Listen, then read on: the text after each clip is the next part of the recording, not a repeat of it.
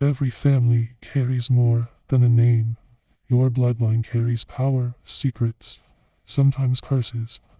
With Samhain fastly approaching, I want to unlock the magic inherited through ancestors, the kind hidden through DNA and soul.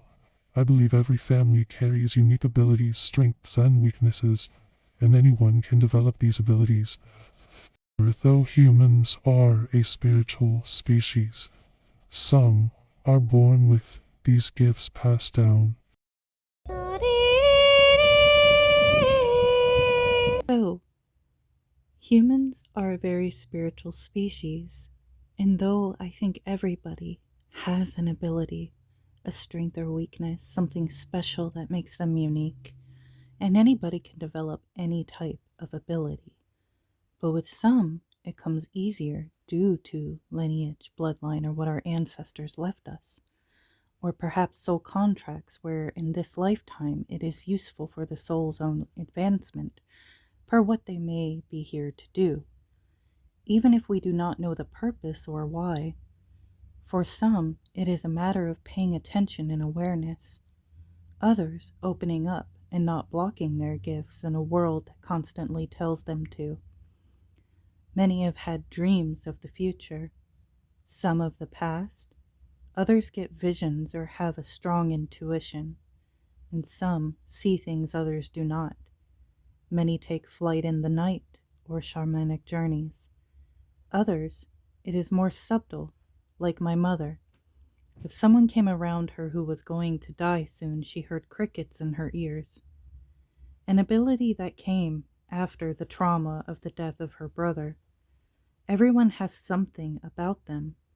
Each can be unique to their ancestral line, passed down. I believe everyone can learn any ability, but it's different than what I am talking about today. Today, it's about what's passed in the blood, and many of us may not be aware, especially if families no longer living. But later, we will go over ways we can try to find out. In my family, we seem to be intimate with the death current or current of the past. My great-grandmother saw the past in dreams and could seduce anyone, as the rumors go. My grandmother and her husband, my grandfather, both saw the dead and had many experiences and had info on the dead that no one had any knowledge of. One thought it a gift from God. He told me once it would be passed down, and when I confirmed it was, he rejoiced, saying how it skipped his children and it was a hard thing to bear.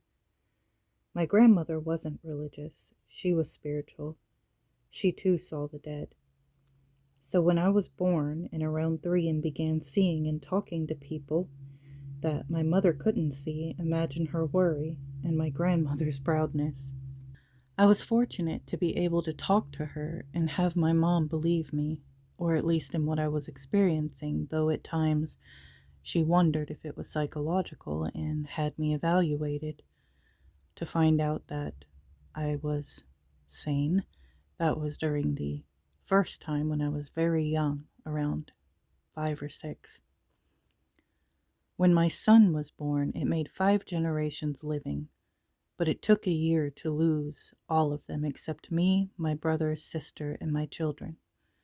But each of us have these abilities in some way, shape, or form. Though stronger in me, I believe, due to my siblings' fear of it. My sons embrace it to a point. I've never been able to shut it off. But an analysis of my family and experience tells me most certainly it is of the blood. In your family, has anyone had a psychic gift or affinity for, say, herbs or gardening? Did it just come naturally? Have they had interesting knowledge of crystals or any other information that not many did? I urge you to look at the subtle to identify this, and by practice or even awareness, watch how it grows in you. Epigenetics and studies on how trauma or traditions and patterns in a family line has validated my thoughts and beliefs on this. And historically, there have been families who had generations of witches, shamans, or occult practitioners. making our idea for bloodline magic exciting for this year. This is going to be my work, from now leading up to Samhain with the help of some goddesses. We start by identifying what has been passed down.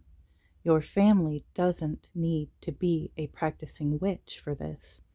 Some people are artists who have never been taught. Some people are singers who never had a voice lesson. You get the idea. So we start by identifying inherited talents: seers, witchcraft, shamans. It can manifest as intuition, astral sight, energy healing, plant, animal, or elemental gifts, etc. It could be as subtle as my mother's ability with the crickets in the ears, or it could be as subtle as your grandmother and mother both had an affinity with gardening. They could just make anything grow. Next, we use modern science. Epigenetics backs the idea of things like trauma, stress, and addiction, or gifts being passed down, along with spiritual sensitivity, psychic receptivity, and even fears. We should also identify patterns or negative karmic patterns passed down, not just the abilities, so we can actively work on breaking cycles.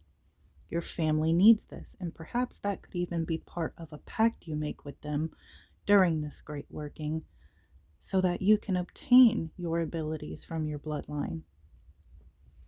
And it isn't that you don't already have them, it's just awakening and focusing more on them to utilize. After all, if you got it, flaunt it. Finally, we will talk about bloodline rituals, offerings, and ancestral evocation to awaken dormant abilities.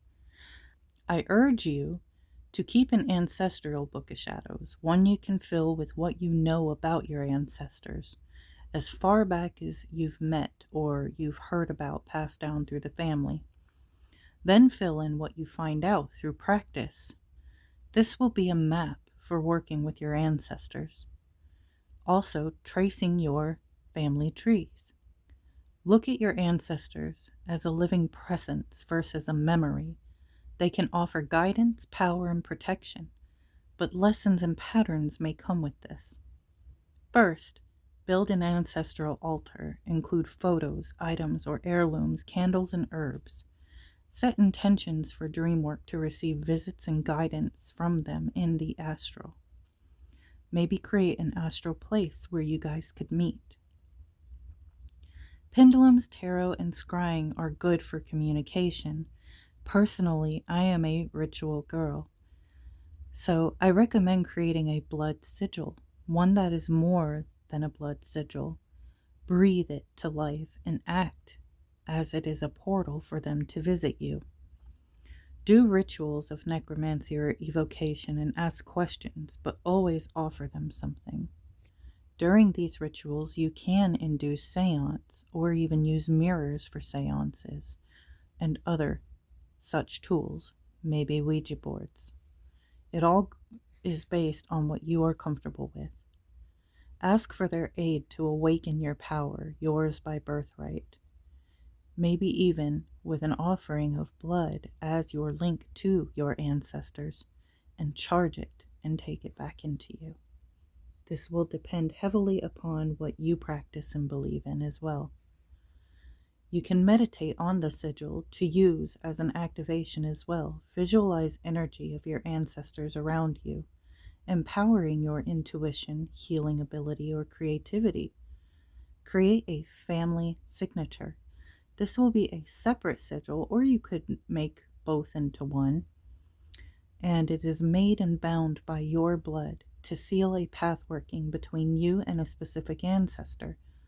You will honor them and do something for them, and in return, they will help awaken your powers and abilities. Ask them what your family's gifts are, and then you know where to focus your practice. You can do a lineage empowerment ceremony, cleanse and invite them for a ghost party on Samhain. Act as if they are there and feel them. Send out invites through ritual ahead of time. It's no different than, say, a ghost supper, only it is a sacred and honored ceremony. Like most Halloweens, I will do a Dance with the Dead ritual out by a fire with my ancestors. This year I'm taking it up a notch and I want to do this ghost party. You can do an energetic binding between you and them, however, I personally will not do this. If I ever did, I would need their permission. I am an advocate for spirits feeling free, though you should have a certain amount of power over them. But 9 times out of 10, you respect them, they respect you. But like doing all of the other stuff I mentioned, you don't really need to bind something else to you. But I don't judge. I bring it up only as an option for those who would use something like this. This is my introduction to my 13 months, 13 keys, second half of the year, coming into the witches season. And I will be working with death goddesses and my ancestors and updating you on some of these practices I mentioned in this video and how it worked for me, and giving a lot more information about this. I hope you guys enjoyed so far. I will be doing part 2 soon, and I am sending you all lots of love.